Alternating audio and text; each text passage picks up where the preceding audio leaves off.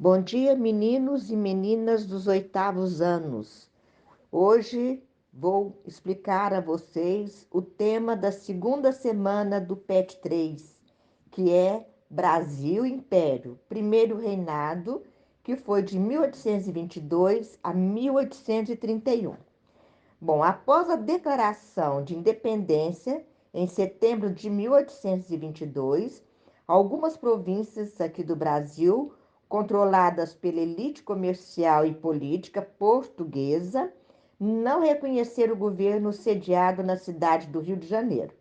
Nessas províncias, como Pará e Bahia, ocorreram confrontos bélicos entre os defensores da monarquia portuguesa e os defensores do governo imperial brasileiro. A Bahia, por exemplo, ficou independente da resistência portuguesa só em 2 de julho de 1823.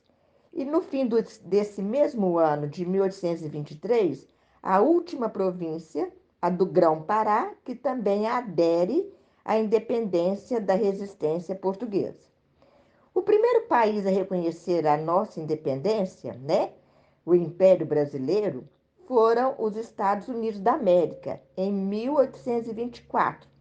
Esse reconhecimento deles está atrelado à doutrina Monroe, que foi uma política lá dos Estados Unidos que visava a eliminar a influência europeia na América e aumentar a influência dele, dos Estados Unidos, aqui no nosso continente americano.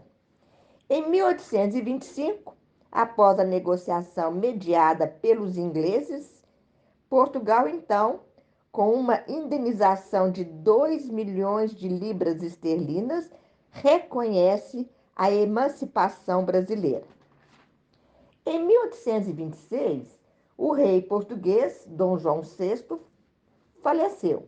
E o herdeiro do trono é o imperador brasileiro, Dom Pedro I, né? Vocês sabem que a monarquia ela é hereditária. Quando o pai morre, o filho fica em seu lugar.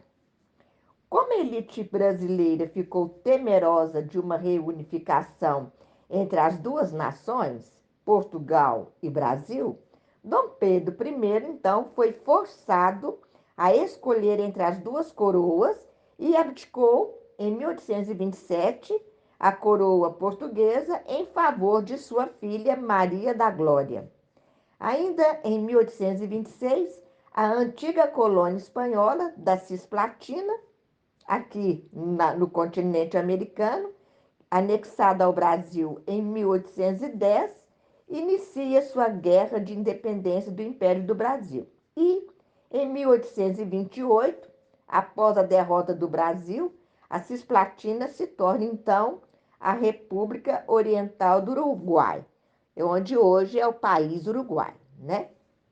Nessa época, o Estado brasileiro estava excessivamente endividado. Algumas regiões, como o Nordeste, estavam com problemas econômicos bem anteriores a 1822 e sofreram bastante com o aumento de impostos. Atrelando a ruim condição econômica com os descontentamentos políticos, em 1824, na região eclode então a Confederação do Equador, que vai ocorrer na região Nordeste em 1824, durante o período do Primeiro Reinado, quando Dom Pedro I outorgou a Carta Magna de 1824, que culminou na elaboração da Constituição Brasileira em março de 1824.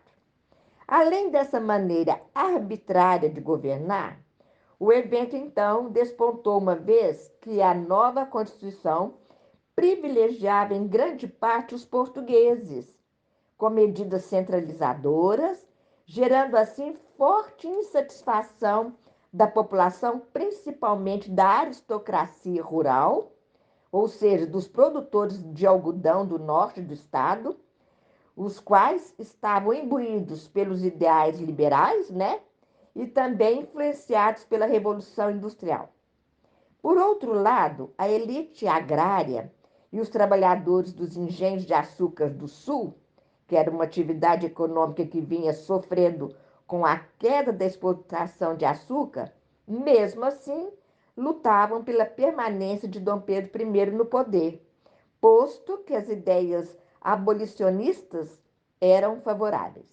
Esse movimento separatista, então, foi duramente reprimido e suas principais lideranças foram executadas pelo Império.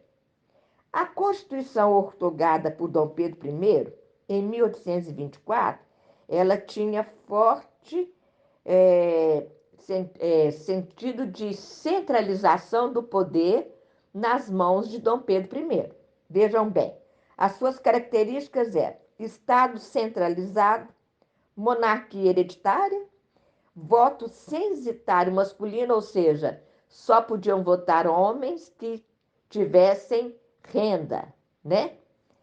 E também quatro poderes: o moderador, o executivo, o legislativo e o judiciário. A adoção da monarquia constitucional ia de acordo com as transformações políticas lá na Europa, né? Porém, para garantir total controle, o que fez Dom Pedro I? Ele vai justamente criar o poder moderador, né? Com o qual ele irá controlar os outros três poderes. E isso, o que nós sabemos com isso? Que seria, então, uma monarquia absolutista, com os poderes centralizados nas mãos de Dom Pedro I. Em 1831, o descontentamento da elite brasileira com a forte presença de portugueses no governo, o autoritarismo de Dom Pedro I e a grave situação econômica acabaram forçando Dom Pedro I a abdicar o trono brasileiro em favor de seu filho, Pedro de Alcântara, então com 5 anos de idade. De acordo com a Constituição vigente, devido sua menoridade, o país seria governado por regentes até a maioridade do herdeiro do trono. Dom Pedro I, então, regressa para Portugal, onde reina até 1834, que foi o ano de sua morte. Bom, meninos e meninas dos 8º anos, acho que entenderam as minhas explicações dessa segunda semana do PET 3. Se porventura alguém não entendeu, volte a escutar o meu vídeo para então fazer corretamente as atividades propostas nessa segunda semana do PET 3. Fiquem com Deus.